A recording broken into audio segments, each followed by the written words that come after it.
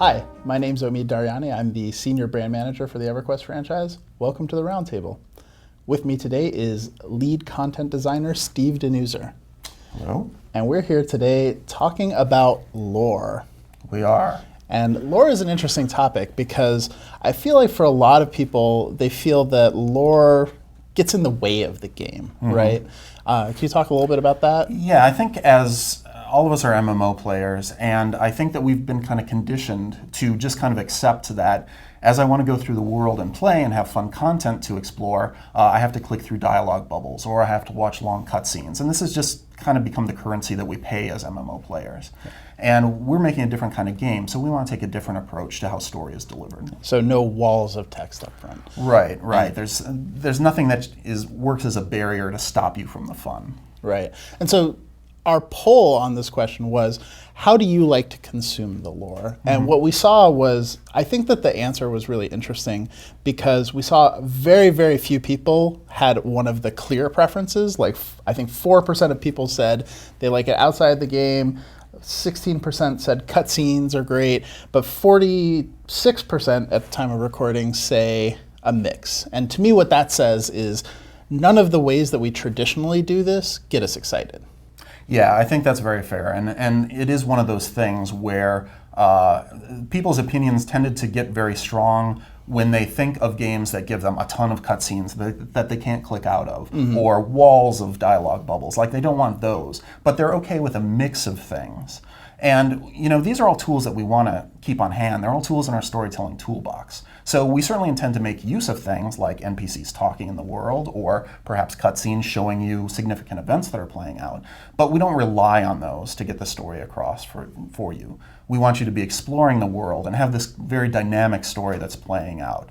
At the same time, we do have those avenues open that people enjoy, such as books in the world or things out of game as well. And our fiction program has been a big success because of that. Right. And can you talk a little bit about the fiction program? Yeah, so we've worked with a group of authors who we've given kind of basic outlines and the history of the world. We spent a lot of time building this backstory for what's going on in Norath, and it's significantly different from what you've experienced in other EverQuest games.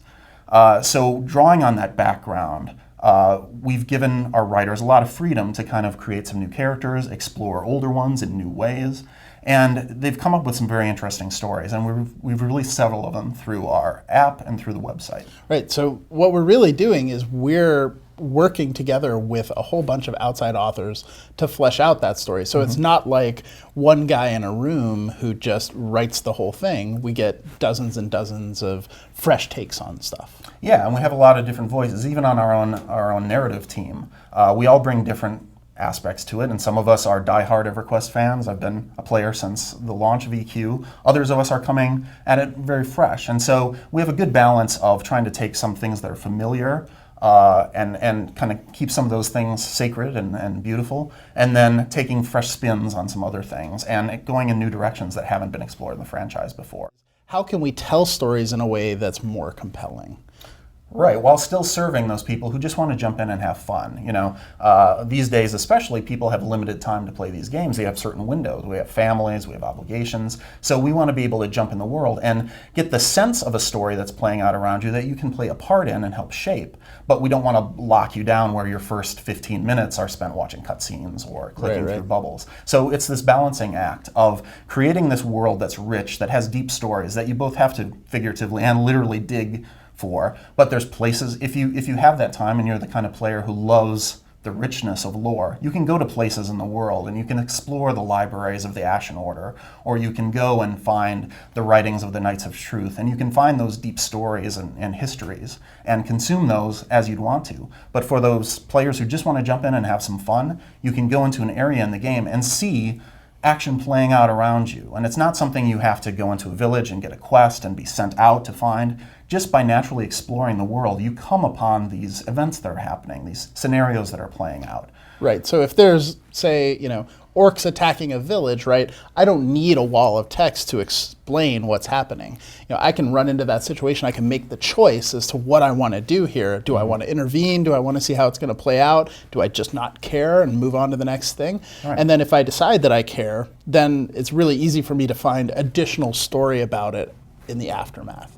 Yeah, definitely. And that ability to just jump in and be active right away is very important to us. The story's playing out all around you, and you can see it growing and changing. And thanks to the AI that we're going to have behind the game, the actions of the NPCs in the world, those orcs aren't there just for no reason, or they're not statically there.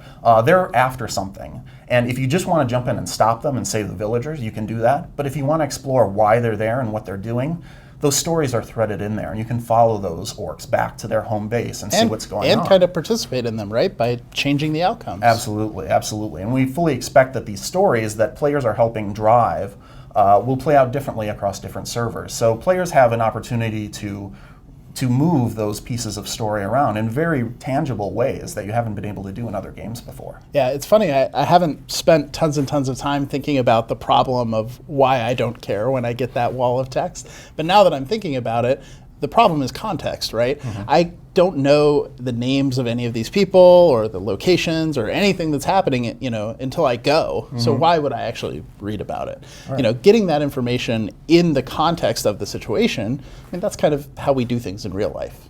Yeah, that's how movies deliver information to you a lot of times. That's how books, they drop you into the action and let you figure things out along the way. And that's kind of the approach that we're taking with the stories that are playing out in the world. At the same time, we make those deeper stories available to you. If you want to be the one who digs into the backstory, maybe there's this village and there's a fiction piece about that you can read and get some information out of game on. Or, like I said, you can go to libraries in-game and find out stories about these characters. Maybe you're fighting against this goblin warlord that's invading this village for ancient artifacts. And you can find out that's what that story is and why he's motivated to do that. Again, it's not random. We've thought through all these things and given that deep story. We just don't force it upon you as a gateway to having the fun. Oh, that's awesome. And so I think that for people who really want to see the deeper story, we have the fiction program, we'll have the sort of libraries and things in the game, lots of ways to get to it. What we really want to do is eliminate those barriers up front that feel like a tax on your time. Right, exactly. And so I think in the meantime, the best thing that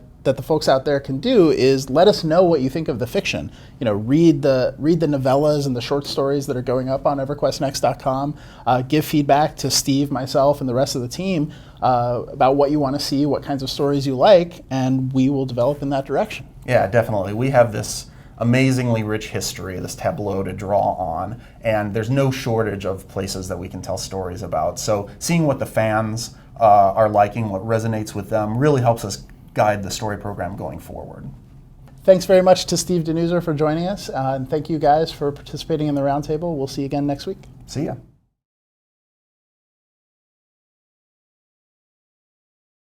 Sony.